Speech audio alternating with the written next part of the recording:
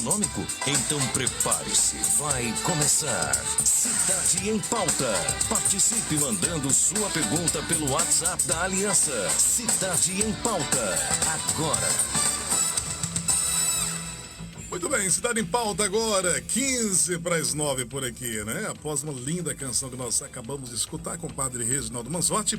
E vamos trazer aí a nossa entrevista especial do dia. Roseli, bom dia para você. Bom dia, Claudemir, bom dia, ouvintes da Aliança. Estamos ao vivo pelo Facebook Alto Norte, ou melhor, Aliança, né? Pelo Facebook Aliança 99. Hoje, né, numa entrevista online, né, Claudemir, preparada aí por nosso redator, editor do Alto Norte, Claudemir Lima, locutor e apresentador aqui do Estação Livre. O nosso convidado direto do Rio de Janeiro, né, falando com a gente, trazendo informações importantes. Ela foi gravada, né, com Lucas Henrique Feitosa de Matos, do Centro Dom Bosco, no Rio de Janeiro, oficial da Academia Militar das Agulhas Negras e mestrando em Educação Católica pela Universidade Católica de Petrópolis. Lucas Henrique se apresentou para a nossa entrevista e falou sobre o tema que pretende tratar no Cidade em Pauta, que é a questão do passaporte sanitário, inteligência artificial e controle sanitário. Lucas Henrique vem trabalhando este tema em todo o Brasil, dentre outros importantes assuntos, tratando sobre a defesa da liberdade individual tão atingida nos dias atuais. Lucas Henrique nos concedeu esta entrevista para a Rádio Aliança FM através do jornalismo do portal Alto Norte, diante da importância dos temas. Vamos ouvir seus primeiros cumprimentos e, na sequência, a gente vai falando e comentando, né, para dar mais clareza sobre os tópicos desta entrevista.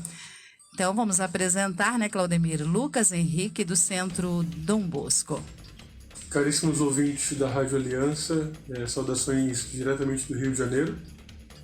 Meu nome é Lucas Henrique, eu fui convidado para conceder uma entrevista sobre o passaporte sanitário e os temas que eu considero que estão intimamente ligados com este assunto. O mau uso da inteligência artificial, o fim da liberdade, o fim da privacidade e, por último, muito mais grave, o fim da democracia, né, da democracia como nós a conhecemos desde o final do século XVIII, e o início de uma organização preferencial dos estados que vai substituir as democracias, que é o que eu chamo de tirania tecnológica, muito característico já da China, implementado pelo Partido Comunista Chinês nos últimos 5, 6 anos. Eu sou formado em Ciências Militares pela Academia Militar das Agulhas Negras, atualmente faço um mestrado em Educação pela Universidade Católica de Petrópolis, e também sou ligado ao Centro Dom Bosco, que é o Instituto de Católicos Leigos, muito conhecido no Brasil todo, muito combativo e, com a graça de Deus, que há de fazer um grande bem para a nossa pátria. É uma grande alegria estar falando com vocês, eu espero que seja muito agradável e muito instrutivo a nossa entrevista. Muito bem. Primeiros cumprimentos. Nessa primeira abordagem, agora, o Lucas Henrique vai comentar sobre o uso da tecnologia por parte de governos, né, como mecanismo de controle social. De modo mais claro, ele fala sobre a inteligência artificial, que inclusive faz parte do nosso dia a dia. Quando, por exemplo, utilizamos o smartphone, o celular, a inteligência artificial está, por exemplo, nas distribuições de dados dos nossos acessos pelas redes sociais, naquela situação em que aparecem anúncios de produtos que tínhamos olhado um dia anterior, por exemplo, né? E de repente lá estão as ofertas tentadoras. Vamos ouvir um pouquinho mais o Lucas Henrique para compreender um pouquinho desse tema sobre inteligência artificial e controle também social. Vamos ouvi-lo agora nesta abordagem. Bom, se o nosso ouvinte ele faz um uso contínuo, frequente e diário de um smartphone, e nesse smartphone ele tem alguma rede social, e o meu exemplo disso é o Instagram, deve ter passado pela seguinte situação: você está conversando sobre determinado assunto e de repente você vê que esse mesmo assunto apareceu para você como anúncio de venda. Por exemplo, você está conversando sobre pizza e de repente apareceu para você o anúncio de uma pizzaria fazendo promoção naquele dia. Ou você tem o hábito de pesquisar sobre determinado assunto, né, como por exemplo futebol, e você repara que na barra do explorar do Instagram só te retorna perfis de futebol, né? Por que a coisa é assim? Porque as redes sociais hoje, elas são potencializadas por uma técnica de inteligência artificial chamada de aprendizado profundo, onde qualquer dado sobre você é milimetricamente pensado e calculado para que você tenha uma experiência mais pessoal possível. Então, os engenheiros do Instagram, no caso do Facebook, que é a empresa que controla o Instagram, eles querem saber qual que é o perfil que você mais visita, qual que é a primeira hora que você entra na rede social, quantas horas por dia você passa, quais são os seus interesses, sobre o que é que você está conversando. E tudo isso eles convertem, né, em um perfil de comprador, um provável perfil de comprador, que muitas vezes é muito fiel à tua própria personalidade, o que você é. E eles usam esse teu perfil de comprador para vender para outras empresas, né? Não se espantem, mas os engenheiros do Facebook, eles sabem o que você pesquisa, eles sabem qual que é a página que você demora mais frequentando, quais são os assuntos que você gosta, que você tem mais interesse, tá bom? Eles detêm muitas informações sobre você. Qual que é o perigo? Aparentemente, essa é uma atividade que só tem uma finalidade, né? Que é a finalidade econômica. Eles querem lucrar vendendo perfis de comprador ou de possíveis compradores para anunciantes. O problema é quando o governo se apropria dessas mesmas informações sobre você, né? E o que é que o governo vai querer com isso? Vamos dar um exemplo.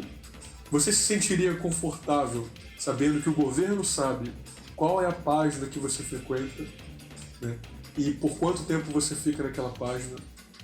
Você ficaria confortável se o governo soubesse quais são os assuntos que você está conversando? Você ficaria confortável se o governo soubesse os comentários que você fez sobre determinada postura de determinado juiz em rede social? Se você está alinhado e ama profundamente o seu governante, parabéns. Mas no caso de seu governante ser um homem de inspirações tirânicas, como ficaria a sua vida sabendo que a sua privacidade está sendo tão exposta? Essa é a atual situação da China. Na China, o governo ele sabe tudo que todos os usuários das grandes redes sociais lá, que no caso é o WeChat, que é o nosso Facebook, o Alibaba, que é a nossa Amazon, né, é um aplicativo de compra de produtos, e o Baidu, que é o nosso Google. Se o governo soubesse o que você anda comprando, o que é que você anda pesquisando, quais são as suas interações sociais preferidas, se o governo soubesse isso tudo sobre você, você ficaria confortável? O pior é que na China essa vigilância não é só virtual. Além de ter esse controle sobre a experiência dos usuários da internet, a China hoje dispõe de mais de 200 milhões de câmeras de reconhecimento facial, capazes de vigiar qualquer passo do cidadão desde o momento em que ele abandona a sua casa. Então isso é o completo fim do que a gente entende hoje por privacidade, né? É uma situação muito parecida com aquela descrita na novela 1984 do George Orwell, onde todos os integrantes do partido são vigiados por um dispositivo chamado de teletela. É isso que eu quero dizer quando eu falo da interferência, ou melhor, do mau uso que a China faz da inteligência artificial para controlar os seus cidadãos. Exatamente, Claudemir, fazendo um breve comentário sobre isso, né? Qualquer pessoa aí que hoje usa o seu smartphone, o seu notebook, exatamente o que ele falou, né? Você tá pesquisando sobre determinado assunto, né? Como ele mencionou, pizza, por exemplo, ou qualquer um outro assunto, já vai aparecer um monte de anúncios relacionados a isso, né? Quem aí tá na internet o tempo todo sabe exatamente do que ele acabou de mencionar, né? Esse controle realmente que existe já na China e que pode chegar até nós aí. E agora, nesse tópico, Claudemir, Lucas aborda, né, especificamente sobre o surgimento do vírus responsável pela pandemia da Covid-19. O vírus surgiu na China no final do ano de 2019, numa cidade chamada Wuhan. Lucas faz uma abordagem relacionando o crescimento econômico da China em vários setores após o surgimento do vírus. Olha, eu acho que a gente vai levar ainda algum tempo para saber qual que foi o grau de comprometimento do governo da China, do Partido Comunista Chinês, com a criação ou liberação do vírus da Covid-19 pelo mundo todo. Mas o que é que nós sabemos? É que durante a pandemia a China se tornou o grande modelo, né? O grande Estado modelo para todas as demais nações do mundo. O único PIB que cresceu no ano passado foi o PIB da China. O modelo inteiro de combate da pandemia da China foi exportado para o mundo inteiro. Construção de hospitais temporários, utilização de respiradores para tratar os doentes, lockdown, interrupção de atividades presenciais, utilização de máscaras, testagem em massa. Né? Todas essas coisas ocorreram em primeiro lugar na China e depois foram exportadas para o mundo inteiro. O que acontece? O grande perigo é que, se a China se tornar a grande nação, a grande expressão política do mundo, hoje é um papel ocupado pelos Estados Unidos, não é só modelo de combate à pandemia que ela vai exportar para todas as nações. O que vai acontecer é que a China vai exportar o seu próprio modelo de organização política para todas as nações. Hoje essa posição claramente é ocupada pelos Estados Unidos da América. Vou dizer com muita clareza. Nós somos uma democracia liberal porque os Estados Unidos da América são uma democracia liberal.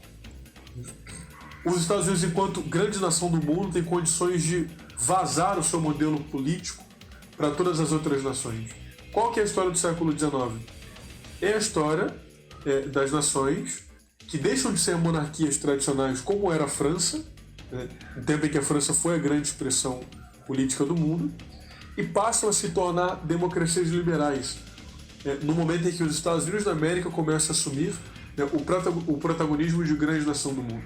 Isso aconteceu na Espanha. A Espanha deixa de ser monarquia cristã e passa a ser democracia liberal. Aconteceu em Portugal, aconteceu na Inglaterra, onde a monarquia não tem expressão de poder nenhuma. Aconteceu inclusive no Brasil, né? O Brasil, ele começa o século XIX como monarquia cristã e ele entra no século XX como democracia liberal. Se a China assumir o protagonismo do mundo, ela vai vazar para todo mundo, né, assim como os Estados Unidos fizeram 200 anos atrás, vai vazar o seu próprio modelo de organização política. Qual é o modelo de organização política da China? Acabamos de falar na pergunta anterior. É uma tirania, né, um partido comunista, um partido que não suporta Deus, não suporta a família, uma tirania sustentada por um imenso aparato tecnológico capaz de vigiar e controlar a vida de cada cidadão individualmente, em ambiente virtual e em ambiente real. Em ambiente virtual, detendo poder sobre as gigantes da tecnologia. Em ambiente real, com câmeras de reconhecimento facial. Tudo isso sustentado, né? Tudo isso graças a um péssimo uso, ao uso imoderado da inteligência artificial. É a técnica do homem voltada contra o próprio homem. Né? É a criação humana perseguindo o próprio homem. Muito bem, agora 8h58, algo interessante, Roseli, comentado pelo Lucas, respeito às pontuações que geram crédito social lá na China. Para exemplificar, podemos comparar por aqui, né, ao nosso score, né, uma pontuação que quanto mais alto a pontuação, melhor chance de crédito financeiro, né, nos mercados, por exemplo. Mas na China, as regras de pontuações servem, segundo Lucas, para controlar a sociedade de uma forma autoritária. Esse comentário dele é interessante, vamos trazer por aqui para compreender um pouquinho mais do que se trata realmente esse crédito social. Bom, o que é o sistema de crédito social chinês? Uma vez que o governo chinês obteve controle sobre tudo o que os chineses faziam na internet e tudo o que os chineses faziam em ambiente real, né, na vida real, eles criaram um sistema de pontuação onde cada cidadão ele é pontuado, né, ele recebe pontos ou perde pontos para qualquer uma de suas interações socioeconômicas ou interpessoais. Né? Então, até onde eu sei, cada cidadão começa com 1.000 pontos, né? e cometendo bons atos ou maus atos, de acordo com a régua moral do Partido Comunista Chinês, eles crescem ou decrescem no sistema. E a qualidade de vida deles depende intimamente dessa pontuação. Então, vamos a um exemplo. Né? Deixar de visitar, ou melhor, visitar idosos na China é considerado um bom ato, pontua no sistema de crédito social. Né? Elogiar o presidente da China na rede social e internet, né? Também conta como um bom ato. Isso aumenta a pontuação do cidadão no sistema de crédito social. Agora, do contrário, você sair com um cachorro na rua sem coleira, perde ponto. Você comer no metrô e deixar o chão sujo, perde ponto. Você xingar o presidente em rede social, você perde ponto. Você frequentar, né, um culto não autorizado pelo partido, você perde ponto. Né? Então imagine isso, que toda a vida de vocês, né, uma vez que a vida começa a ser totalmente vigiada, agora você é obrigado a passar pela régua moral, né, você é obrigado a fazer somente aquilo que eles querem. Se você tiver uma pontuação ruim no sistema de crédito social, você tem a sua privacidade exposta. Para vocês terem uma noção, na China existem aplicativos que mostram se há alguém próximo a você que tem uma pontuação ruim. Né? E o governo desencoraja, né, as pessoas que tenham qualquer tipo de contato com esses mal pontuados, né, esses cidadãos de segunda classe. O cidadão de segunda classe, né, o mal pontuado, ele não pode matricular o filho em certas creches, não pode concorrer a um emprego, um emprego público, né, não pode se tornar um funcionário público, não pode entrar na emergência de hospital, ele não pode emitir certos documentos, ele não pode viajar de trem. Então o cidadão ele só tem uma escolha: ou ele vive de acordo com o que é o Partido Comunista Chinês, ou ele vai ter que se contentar em ser um cidadão de segunda classe, né? Alguém que não vive, né, mas que sobrevive. Então isso é muito pior do que qualquer outra coisa já imaginada na história. Nós temos, na verdade, um exemplo de quando houve essa colaboração entre tecnologia e governo totalitário, que é o caso da colaboração entre a IBM, uma gigante da tecnologia, e o regime nazista, né, por um sistema de cartões perfurados. Os perseguidos pelo governo tinham a sua localização o tempo inteiro controlada, né? Então sabiam se ele tomava um trem, sabiam se ele tinha entrado em certa cidade, tá bom? Agora, com a nova potencialidade da tecnologia hoje, né, muito superior ao que foi 70 anos atrás, né, graças a isso que a China consegue hoje exercer uma ditadura sobre mais de 1 bilhão de habitantes. Porque é uma coisa curiosa, né? Como que um partido consegue controlar 1 bilhão e 400 milhões de pessoas, que é a população da China? Simples. Né? Eles detêm o controle, né, do comportamento individualmente, né, de cada um dos cidadãos. Não existe privacidade, não existe modo de se esconder, né, desse grande olho, citando mais uma vez 1984 do Orwell. Não existe mais como fugir dessa total vigilância do Partido Comunista Chinês. Lucas fala também sobre o protagonismo da China, o mau uso da tecnologia artificial, que são temáticas que já ouvimos até agora, né, com o Lucas, que é membro do Centro Dom Bosco do Rio de Janeiro. Nesta fala, né, Lucas aborda a questão do passaporte sanitário, que segundo ele é 100% rastreável e tem uma ideia subjetiva por trás de controlar o comportamento social. Vamos ouvi-lo. Todas essas informações que a gente trouxe aqui sobre fim da democracia, protagonismo da China, mau uso da inteligência artificial, cooperação entre tecnologia e tirania, elas nos permitem ter uma nova visão completamente diferente da visão da grande mídia sobre o tema do passaporte sanitário. Por quê? As pessoas ainda estão acreditando piamente que o passaporte sanitário tem a ver com vacina, e isso não é verdade, tá? Isso é uma grande mentira. As pessoas pensam o seguinte: com o passaporte sanitário. Quem não se vacinou vira um cidadão de segunda classe. Então ele vai ter que se vacinar. E quem se vacinar recebe a liberdade de volta. Mentira, isso não é verdade. O que é o passaporte sanitário? É um certificado digital e 100% rastreável. Tá? Ele cumpre a mesma função que os perfis de usuários nas redes sociais.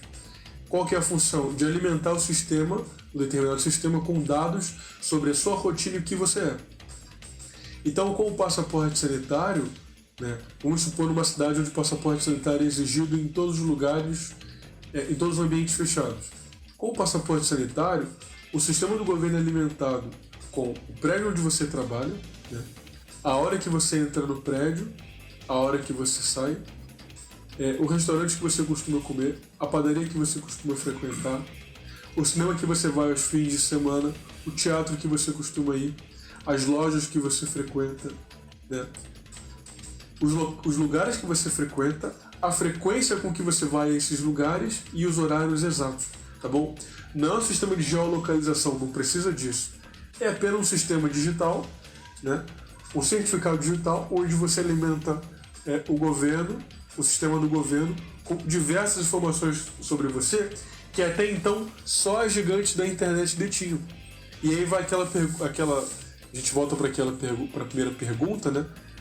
Como você se sentiria sabendo que o governo sabe tantas coisas sobre você que ele não tem necessidade nenhuma de saber?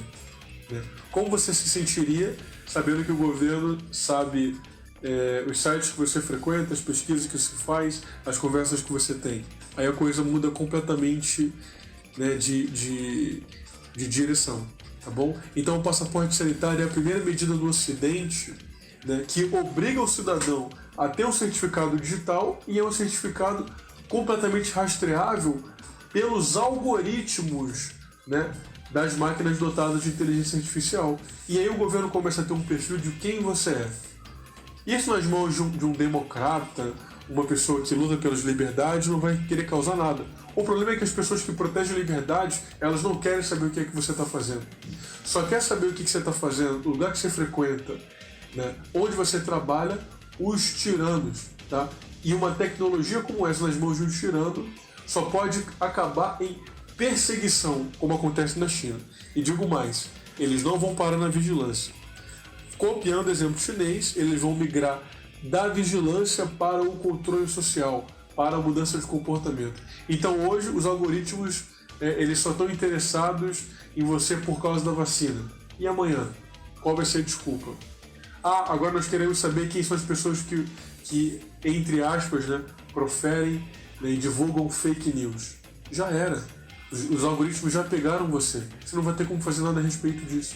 Tá bom? Então, resistir ao passaporte sanitário é resistir às vacinas? Sim. É resistir ao direito de não se vacinar? Sim. Mas pior do que isso, resistir ao passaporte sanitário é o único meio de proteger as liberdades individuais e defender o projeto da democracia, ainda que ele esteja caindo por todo o mundo. E aí a gente encaminha aí para as considerações finais, né, com o Lucas, sobre esse tema tão importante hoje do Cidade em Pauta. Só para finalizar, Lucas Henrique conclamou a todos que busquem informações verdadeiras, né? Busquem sempre o caminho da verdade. Ele agradeceu pela oportunidade da entrevista e nós, desde já, também o agradecemos por aqui, né? Pela gentileza de ter nos respondido. E agora vamos aí às suas considerações finais. Bom, e para terminar a entrevista, eu gostaria muito de agradecer pela oportunidade de falar com pessoas de tão longe de onde eu moro. Sou carioca, vivi a vida inteira no Rio, mas já estive algumas vezes em Sinop para ver amigos muito queridos. Eu gostaria até de mandar um abraço para todos eles: Lover, Flaviane, Wellington, Glauciane, Mariana, Aline, Evelyn, Sabrina, todas as pessoas que sempre me recebem com tanto carinho, Padre Edmar, todos que me recebem com tanto carinho nas vezes que eu estou ensinando.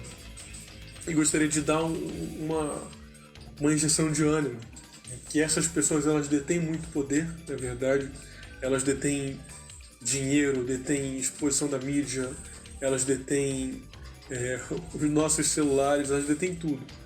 Mas nós estamos convictos de que lutamos por Deus, né?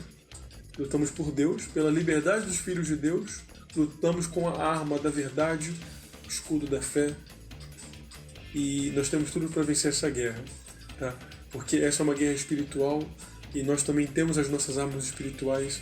Então se fortaleçam na fé, se fortaleçam na oração, se fortaleçam na divulgação da verdade, e Deus vai encontrar um jeito de proteger os seus filhos desse grande mal que está vindo.